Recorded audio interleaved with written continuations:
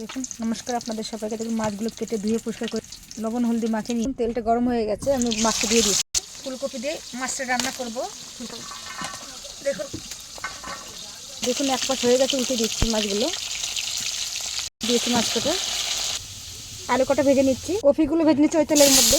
এই কপিটা আমি হালকা ভেজে নিয়েছি, তুলে নিচ্ছি। ওই কড়াইয়ের মধ্যে একটু তেল দিয়ে দিচ্ছি। দেখুন সোমবারের জন্য তেলটা আমার গরম হয়ে গেছে। শুকনো লঙ্কা, জিরে, একটা তেজপাতা দিয়ে দিচ্ছি, দুটো পেঁয়াজ কুচি আমি দিয়ে দিচ্ছি। সোমবারে পেঁয়াজটাকে ভালো করে ভেজে নেবো, লাল লাল হতে। পেঁয়াজটা লাল করে ভাজা গেছে, একটা টমেটো কেটে দিচ্ছি, রসুন বাটা, আদা বাটা, জিরে বাটা, লঙ্কা বাটা, লবণ 2 চামচ, হলুদ 2 চামচ, 1 চামচ শুকনো লঙ্কার গুঁড়ো। ভালো করে মশলাটাকে ভেজে নেবো।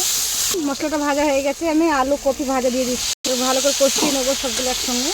তরকারি আমার কষানো হয়ে গেছে, আমি জলটা দিয়ে দিচ্ছি। তো দেখুন মাছগুলো দিয়ে দিচ্ছি। ঝোলটা ফুটে গেছে, তরকারিটা আমার হয়ে গেছে। তো আমি গরম মশলা বাটা দিয়ে দিচ্ছি এখানে। দেখুন তরকারিটা হয়ে গেছে, নামিয়ে নিচ্ছি। তরকারিটা তো নামিয়ে নিয়েছি। দেখুন